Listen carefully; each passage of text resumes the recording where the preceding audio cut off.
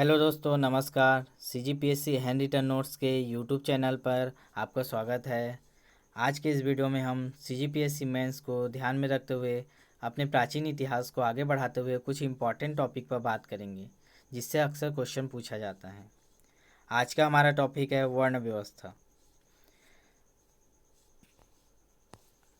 पुराने previous year के question को ध्यान में रखते हुए हम लोग इस टॉपिक का अध्ययन करेंगे कि इस टॉपिक से क्या क्या पुराने क्वेश्चन मेंस में पूछे गए हैं, क्योंकि क्वेश्चन को ध्यान में रखकर ही अध्ययन करना एक अच्छा अध्ययन करना माना जाता है। तो आइए देखते हैं वर्ण व्यवस्था। वर्ण व्यवस्था के विभिन्न लाभों का उल्लेख करो, 5 नंबर में पूछा गया था। और अगला क्वेश्चन क्या है, वर्ण व्यवस्था के दोषों के बारे में पूछा गया था 2 नंबर में। विभिन्न वर्णों के मुख्य कार्यों के बारे में पूछा गया था 2 नंबर में। इस प्रकार से क्वेश्चन हमेशा इसमें से बनता है कि इसके लाभ क्या है, दोष क्या है, मुख्य कार्य का उल्लेख कीजिए। तो इसी को ध्यान में रखते हुए आज हम लोग अच्छे से इस टॉपिक को कंप्लीट करेंगे। चलिए चालू करते हैं। वर्ण व्यवस्था। वर्ण क्या है? वी धातु से बना है, जिसका अर्थ होता है वर्ण करना या चुनाव करना।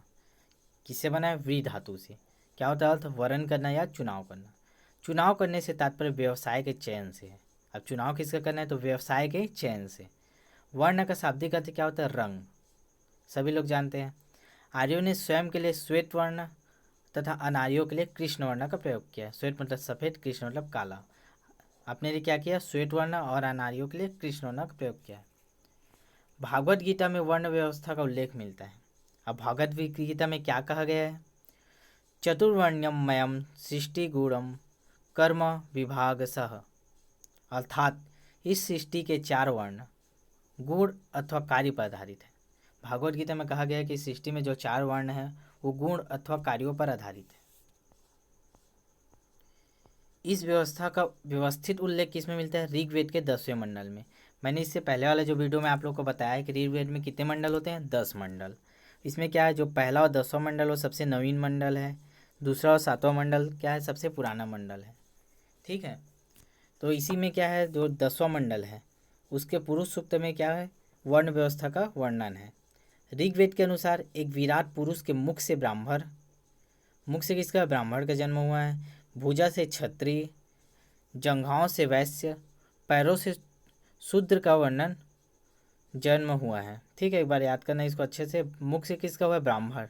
भुजाओं से किसका हुआ है? क्षत्रिय। जंघाओं से किसका? वैश्य। क्षुद्रों से किसका जन्म हुआ है? मतलब पैरों से किसका जन्म है? क्षुद्र का। ये किस में उल्लेख है? 10वें मंडल में ऋग्वेद के।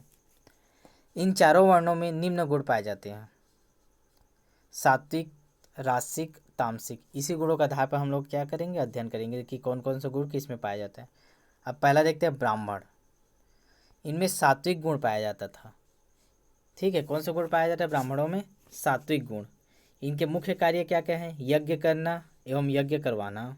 दूसरा क्या है? दान देना या दान लेना। तीसरा क्या है? वेदों का अध्ययन करना और अध्यापन कराना। ठीक है, ये किसके? ब्राह्मण के कार्य थे। अब अगला देखते हैं क्षत्रिय। इनमें सात्विक तथा रासिक गुण पाए जाते थे। क्या क्या गुण पाए जाते हैं? सात्विक तथा रासिक। ब्राह्मण में क्या पाए जाते थे? सात्विक। अब क्षत्रिय के कार्य क्या क्या है? रक्षा करना, अध्ययन करना, यज्ञ करना, दान देना। ये किसके कार्य थे? क्षत्रिय के। इस वर्ण को वेदों में राजन्य वर्ण की संज्ञा दी गई है। कौन सा वर्ण, क्या संज्ञा दी गई है? राजन्य वर्ण। ठीक है, ये छोटा छोटा प्री में पूछा जाता है फैक्ट को। वैश्य। इनमें रासिक और तामसिक गुण पाए जाते थे। रासिक और तामसिक गुण किस में पाए जाते थे? वैश्य में। भगवद गीता के अनुसार वैश्यों का मुख्य कार्य क्या होता है? वार्ता। अब ये वार्ता क्या होता है? तो वार्ता से तात्पर्य कृषि, पशुपालन और वाणिज्यिक गतिविधि से है। इनके मुख्य कार्य, अब वैश्यों का मुख्य कार्य क्या क्या थे वो देखते हैं। पहला क्या है? उत्पादन करना। दूसरा संग्रहण करना। तीसरा अध्ययन करना। चौथा दान देना। किसके कार्य थे? वैश्य के। अब लास्ट और चौथा देखते हैं, शूद्र। यह वर्ण द्विजों ब्राह्मण, क्षत्रिय, वैश्य की सेवा कार्य करता था। शूद्र लोग क्या करते थे? जो द्विज होते थे, द्विज किसको बोला जाता है? ये भी इंपॉर्टेंट है। ब्राह्मण, क्षत्रिय, वैश्य, इनकी सेवा करने के लिए किनको रखा जाता था? शूद्र लोग को रखा जाता था। इस वर्ण को कोई अधिकार प्राप्त नहीं थे। शूद्रों को कोई अधिकार नहीं दिया गया था। कौटिल्य के अर्थशास्त्र में पहली बार शूद्रों को वार्ता का अधिकार देगा। वार्ता मतलब हम लोग जानते हैं कृषि पालन, पशुपालन, ये सब का अधिकार किसको दिया गया? शूद्रों को दिया गया। किसमें दिया गया? कौटिल्य के अर्थशास्त्र में। अब हम लोग देखते हैं वर्ण व्यवस्था से होने वाले लाभ। पुराना पूछा हुआ क्वेश्चन है। समाज का विभाजन श्रम अथवा कार्य के आधार पर होता है, जिससे सम विशेषीकरण सुनिश्चित होता था और संघर्ष की स्थिति उत्पन्न नहीं होती थी। ठीक है, ये उसके लाभ है। क्या बोल रहे हैं कि एक बार और समझिए। समाज का विभाजन श्रम अथवा कार्य के आधार पर होता था। ठीक है, इसी के आधार पर हम लोग बांटे हैं सभी वर्णों को, जिससे सम विशेषीकरण सुनिश्चित होता था कि एक विशेष पर्टिकुलर वर्ग कौन सा काम करेगा, ये सुनिश्चित हो। संघर्ष की स्थिति नहीं होती थी, एक दूसरे में संघर्ष नहीं होता था। जो जिस वर्ग का है उसी वर्ग का वो क्या करता था, अपना काम करता था। समाज में सभी वर्ण एक दूसरे का महत्व समझते थे, इसलिए यह एक समतामूलक समाज था। ठीक है, समाज में सभी वर्ण एक दूसरे का महत्व समझते थे, इसलिए यह समतामूलक समाज था। कौन सा मूलक था? समतामूलक समाज से याद रखना। इस समाज में प्रत्येक वर्ण की प्रथाएं पीढ़ी दर पीढ़ी हस्तांतरित होती थी। मतलब जो नाई है तो नाई के बेटा नाई होगा, धोबी धोबी बेटा धोबी, और राजा है तो राजा का बेटा राजा होगा। वर्ण की पीढ़ी दर पीढ़ी उनका कार्य क्या हस्तांतरित होता था।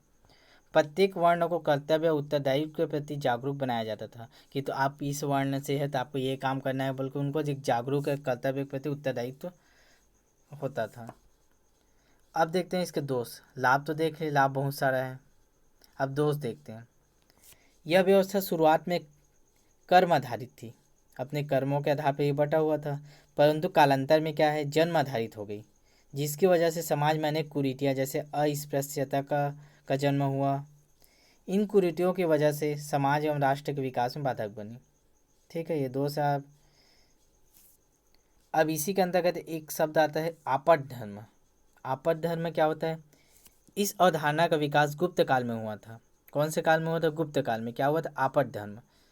ये क्या होता है? इसके तहत किसी भी वर्ण का व्यक्ति आपातकाल की स्थिति में अपने कार्यों को बदलकर अपने वर्ण को बदल सकता है। क्या बोला गया? इसके तहत किसी वर्ण कोई भी वर्ण का व्यक्ति है, आपातकाल की अगर स्थिति आती है तो अपने कार्यों को बदल कर अपने वर्ण को बदल सकता है। ये किस में बोला गया था? आपद धर्म में बोला गया था। ठीक है, तो लाइक शेयर सब्सक्राइब।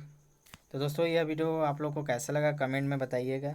इसमें सभी मेंस के जो जितने भी क्वेश्चन अभी तक बने हुए थे उन सबको कवर कर लिया गया है। तो अगर आप लोग को अच्छा लगता है तो चैनल को सब्सक्राइब कीजिए और बेल आइकन को प्रेस कीजिए ताकि आगे आने वाले वीडियो आप लोग को नोटिफिकेशन के माध्यम से मिलते रहे। धन्यवाद।